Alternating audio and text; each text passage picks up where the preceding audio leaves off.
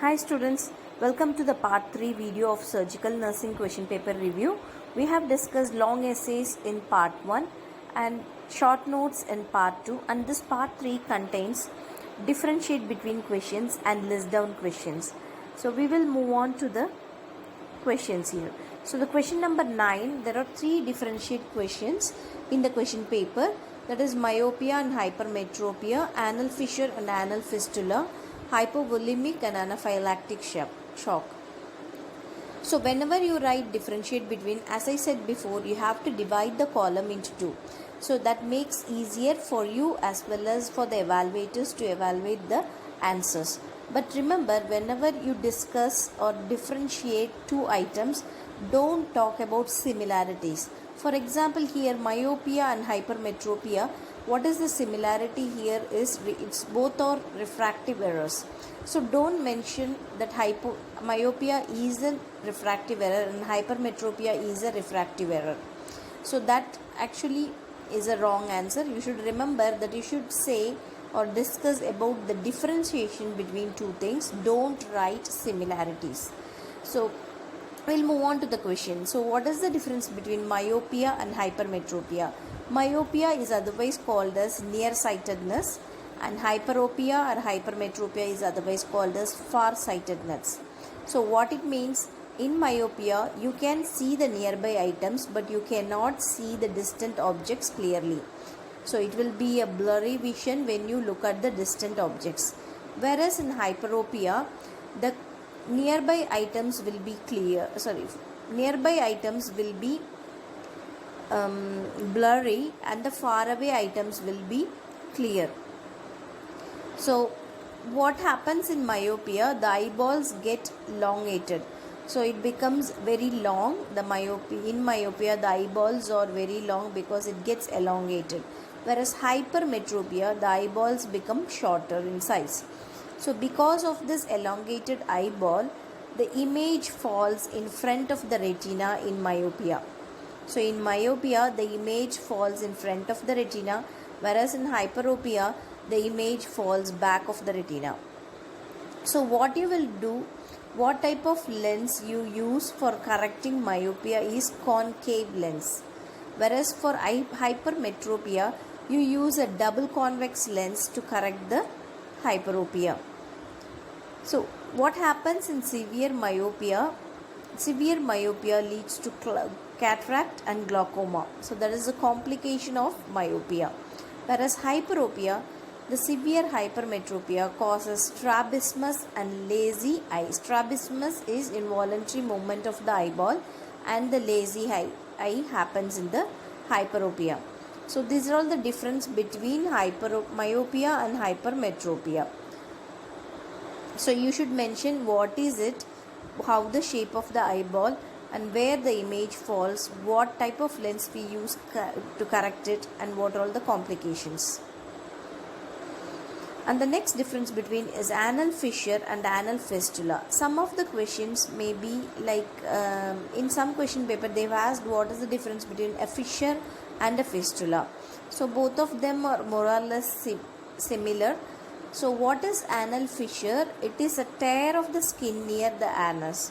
Whereas what is fistula? It is a tube-like passage between the outer skin of the anus to the anal canal or inner rectum. So this is the definition of anal fissure, and what is the definition of anal fistula? Fissure is a small cut or tear, whereas fistula is abnormal connection between 2 pathways. In anal fissure, the pain while defecation happens, whereas in anal fistula, the pain is very severe with discharges.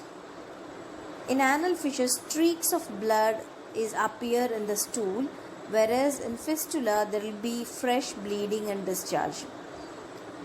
Anal fissure will have the signs of burning and itching around the anus.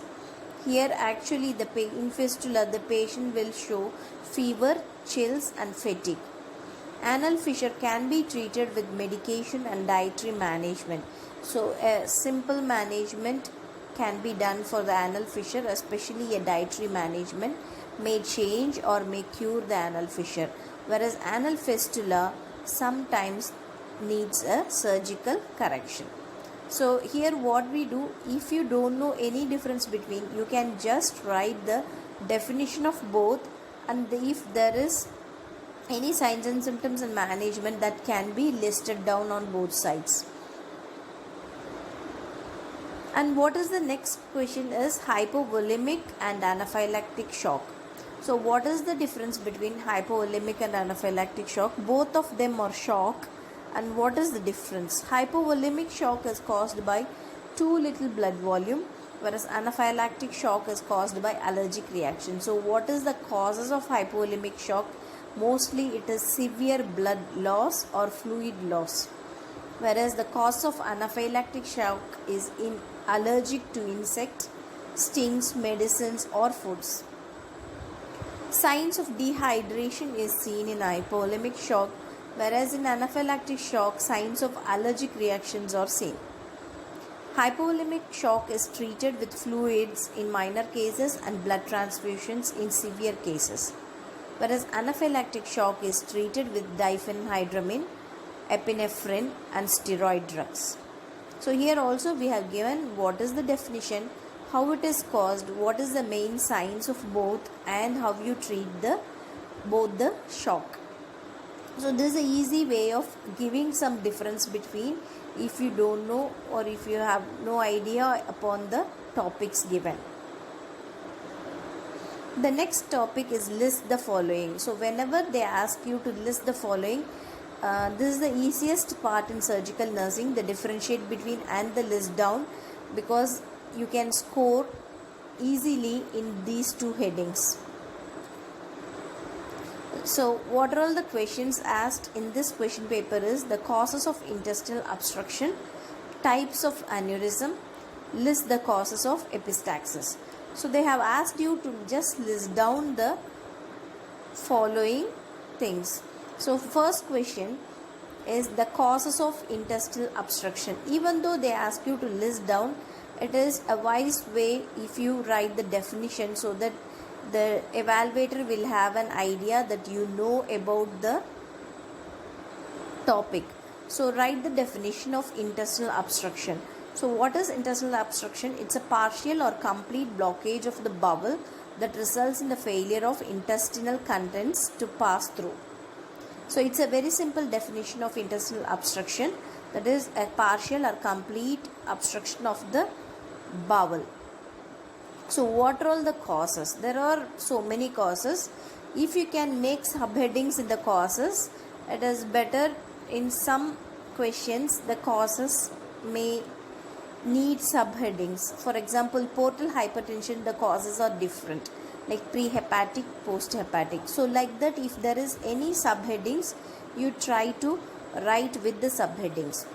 The causes here in the intestinal obstruction is abdominal or pelvic surgeries, which often causes adhesions, Crohn's disease, cancer with abdomen, paralytic ileus, twisting of the intestine, that is volvulus, telescoping of the intestine, intersusception, diverticulitis, impacted feces, narrowing of the colon and accidents. So these are all the causes of intestinal obstruction. So if you get time, if the causes are very less, you can write 2 to 3 lines under each causes. If it is too long, that you can score 4 marks. If you are confident, you can just leave it as it is. The next is types of aneurysm. As I said, we have to start with the definition. What is aneurysm? It's an abnormal widening or ballooning of a part of an artery due to weakness in the wall of the blood vessel. So due to weakness in the wall of the blood vessel, there is abnormal widening or ballooning of an artery happens, which is called aneurysm. So it is of different types. They have asked types of aneurysm, but remember there are 2 different types we can list down according to the shape and according to the site of the artery. So according to the shape, fusiform, saccular, not secular, it is saccular, dissecting aneurysm, true aneurysm and false aneurysm. If it as it is according to the shape, you can draw the picture and you can clearly explain it.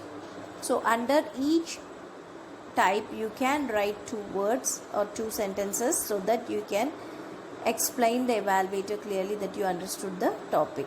According to the site of aneurysm, it is classified as aortic aneurysm, abdominal aortic aneurysm, thoracic aortic aneurysm, and cerebral aneurysm. So under aortic aneurysm, abdominal and thoracic aortic aneurysm comes, and cerebral aneurysm. And the last question in the question paper is list the causes of epistaxis. So what is epistaxis? Epistaxis or bleeding from the nose. It can be divided into 2 categories, that is anterior bleed and posterior bleeds. So the causes, as I said, the causes is again listed down in different headings, that is idiopathic cause, that is the reason is unknown, local cause, and systemic cause. So under each heading you can write idiopathic cause is nothing but the cause is unknown, and the local cause, the trauma, mucosal irritation, septal abnormality, inflammatory disease or tumors. These are all the reason for local cause. And what are the reason for the systemic causes or blood dyskaryosis, like platelet counts are low, the patient may start to bleed from the nose. Arteriosclerosis, hereditary hemorrhagic telangiectasis. So these are all the systemic causes of epistaxis. So you can mention it under subheadings like this when you want to explain the list or list down the causes. So according to the topic you should make it presentable so that they will give you a full mark. Okay, so hope you understood about the surgical nursing question paper and the way of writing in surgical nursing. So I am sure that you can score well if you follow the guidelines as I have said. So especially differentiate and list down where you can score complete full mark, and I am wishing you all the best for the exams. Thank you.